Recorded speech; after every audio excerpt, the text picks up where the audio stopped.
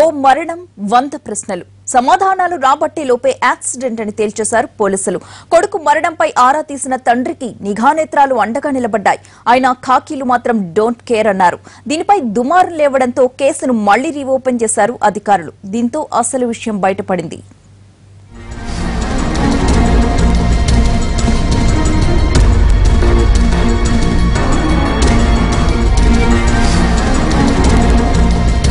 పోయిన నెల 26న హైదరాబాద్ శివారు అంబర్పేట హైవేపై ఓ యువకుడి మృతదేహం కనిపించింది. రోడ్డు ప్రమాదం వల్లే రాజశేఖర్ రెడ్డి అనే యువకుడు చనిపోయాడని నిర్ధారించారు పోలీసులు. ఎఫ్ఐఆర్లో కూడా ఇదే చెప్పారు. అయితే రాజశేఖర్ తండ్రికి అనుమానాలున్నాయి. 2 నెలల కిందటే మెకానిక్ షెడ్డులో చేరాడని, కేసు లోతుగా అధ్యయనం చెయ్యాలని కాకీలను కోరాడు. కానీ వారు పట్టించుకోలేదు. చేతికొచ్చిన కొడుకు చనిపోవడంతో తల్లిదండ్రులు కన్నీరు మున్నీరయ్యారు.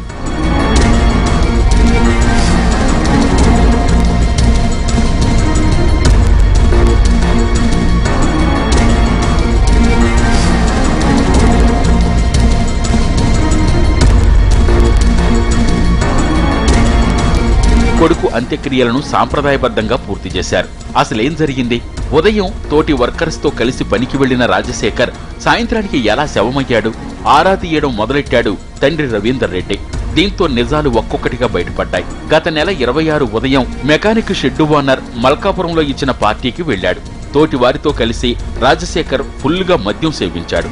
ఈ సందర్భంలో సహచరుల మధ్య చిన్నపాటి గొడవ జరిగింది. అట్నుంచి పెద్దంబర్పేటలోని షెడ్డుకు అందరూ చేరుకున్నారు.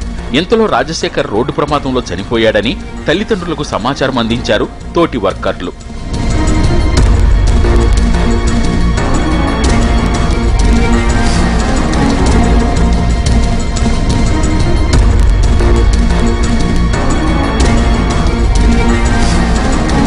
మల్కాపురం అంబర్పేట మధ్య ఏదో జరిగిందని ఇంకా లోతుగా ఆరా తీశాడు రవీందర్ రెడ్డి. తీవ్రంగా ఆలోచించిన ఆయనకు సీసీ ఫుటేజ్ ఆలోచనొచ్చింది. అసలు హైవేపై ఏం జరిగిందన్న దానిపై సీసీ కెమెరాల ఫుటేజ్ ని సంపాదించాడు రాజశేఖర్ తండ్రి.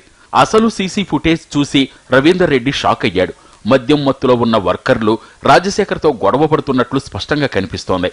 అంతలో ఒకరు ఆ యువకుణ్ణి వెంబడించాడు. ఆ తర్వాత ఏం జరిగిందన్నది రికార్డు కాలేదు. సీసీ కెమెరా ఫుటేజ్ తో పోలీసులు చుట్టూ తిరిగాడు. అయినా నిరాశే ఎదురైంది. జరిగిందేదో జరిగింది, రోడ్డు ప్రమాదమే కదా అంటూ అధికారులు లైట్ తీసుకున్నారు. దీంతో చివరకు మీడియాను ఆశ్రయించాడు రాజశేఖర్ తండ్రి.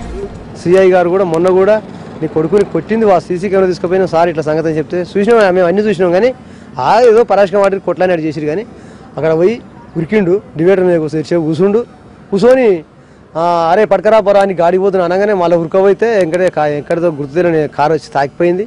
మరి గుర్తులేని కారు తాకిపోతే మీరు చూసిరా సార్ చూసినట్టు చెప్తూ తప్పు మీద అని చెప్పి నేను అన్నా. ఏం మాట్లాడుతున్నాను అని నన్ను బెదిరించుండు సిఐ గారు. రాజశేఖర్ ను వెంబడించిన వ్యక్తే కొట్టి చంపాడా, లేదంటే పరుగులు పెట్టిన రాజశేఖర్ హైవేపైకి వెళ్లడంతో ప్రమాదం జరిగిందా? ఏం జరిగినా సీసీ కెమెరాలో కనిపిస్తున్న గొడవపై పోలీసులు ఎందుకు దర్యాప్తు జరపలేదు? రోడ్డు ప్రమాదం జరిగిందంటున్న లారీ ఎవరిది? ఆ యాక్సిడెంట్ ను చూసిన వారెవరు? ఇవి ఇప్పుడు మృతుడి రాజశేఖర్ తండ్రి రవీందర్ రెడ్డి అడుగుతున్న ప్రశ్నలు. సీసీ కెమెరాల ఫుటేజ్ బయటకు పొక్కడంతో హయత్ నగర్ పోలీసులు ఉరుకులు పరుగులు పెడుతున్నారు. కేసును మళ్లీ లోతుగా అధ్యయనం చేసే అవకాశం కనిపిస్తోంది.